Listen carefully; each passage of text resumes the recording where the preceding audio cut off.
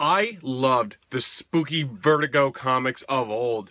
Sandman, Swamp Thing, Hellblazer, Animal Man. I used to eat all of that up, but we don't get as much of it anymore. But luckily, Image Comics is fucking killing it lately. And when I was looking over Southern Cross #1, when I was at the comic book store, it had old school Vertigo written all over it. But did it deliver? Did I like it? Should you buy it?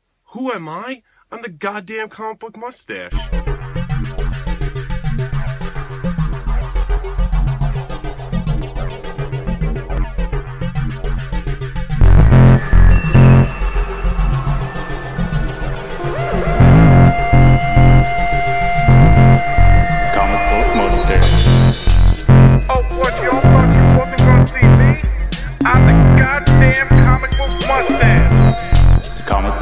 And I'm here forever, motherfuckers.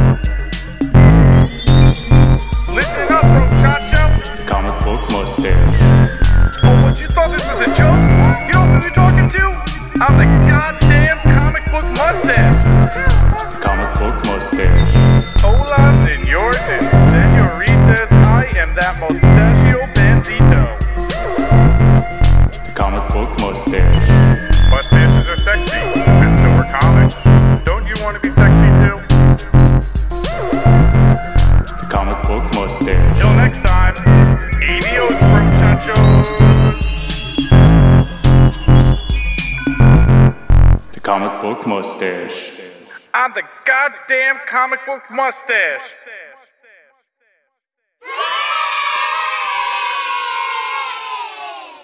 Hola, senors and senoritas, all my mustache tears out there in funny book land. I am that self-declared Mustachio Bandito, the comic book mustache, here today to give you a review of Image Comics' newest #1 surprise, new #1, Southern Cross, by writer Becky Cloonan, who's famous for an artist, continuing with the theme with Chip Zdarsky writing Howard the Duck, and Andy Belanger on art duties. This book was very hard to peg down as far as a genre and categorizing it. It's a science fiction story, but there's no aliens or anything, just outer spaceships. It was spooky like a horror book, and by the end of it, it was kind of had a murder mystery vibe to it. Throughout, a haunted house kind of feel, similar to the first Alien film. As I mentioned before, Becky Cloonan is known primarily as an artist, but she has been dabbling in writing these days. So let's take a look at the story that she left here for us in Southern Cross #1, her newest from Image Comics.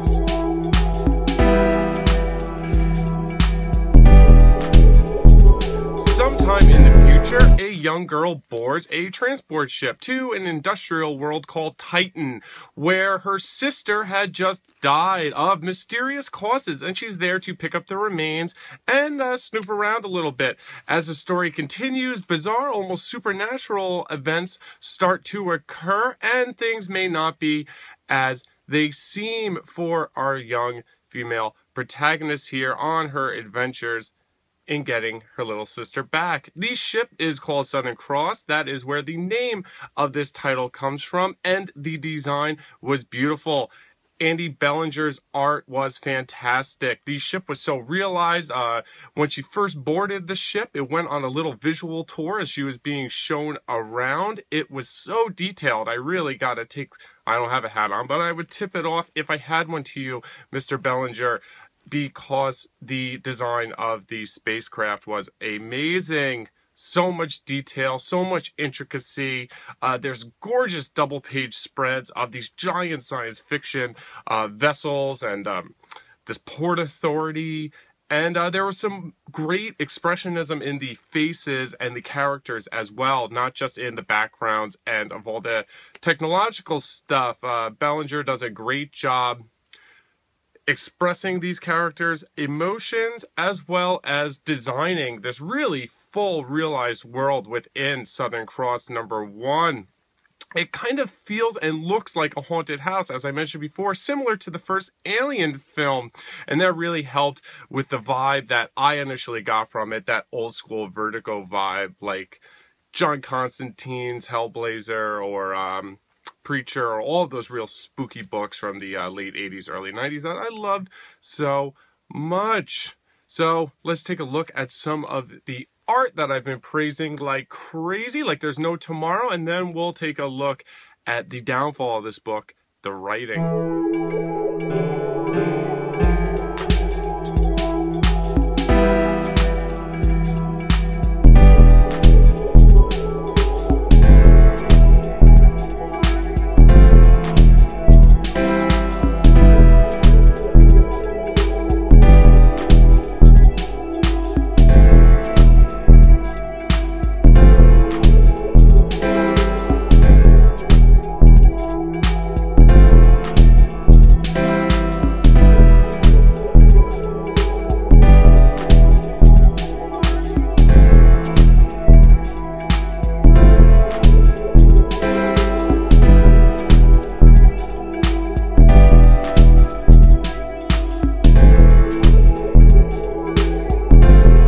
As I had mentioned before, Becky Cloonan is mostly known as an artist. She was an up-and-coming independent superstar artist, and she actually got to become the first female to ever draw the Batman solo title. Just Batman. I think other females had drawn like Dark Knight, blah, blah, blah. There's a million of them.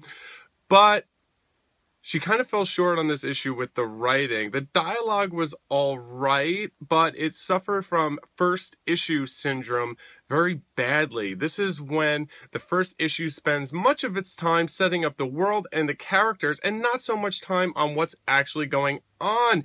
It wouldn't have bothered me so much considering this is a science fiction book and we do have to worry about this world because we don't actually live in it.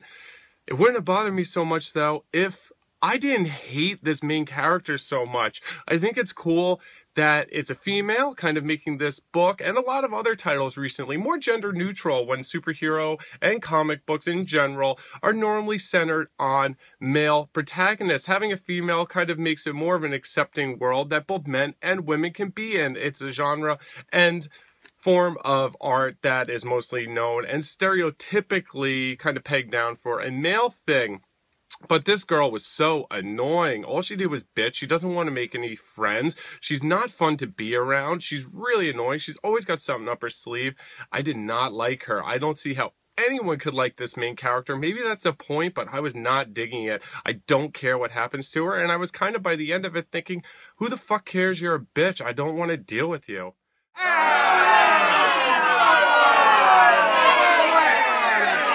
So, despite the terrible pace, which happens a lot with issue number ones, but this one was particularly bad, and the most despicable main character I have read in a comic book for a very long time, the art really was amazing in this book. Andy Belanger did a beautiful job. It's so intricate, it's so detailed, it really helped the entire vibe of the issue and got me to finish till the end, and maybe I'll stick around for issue 2 just to see if the story picks up, and there's a reason why this girl's being such a fucking bitch. So, I would have given this 1 star if the art wasn't so beautiful. All of these stars are strictly on the art. 3 sombreros for Southern Cross, number 1.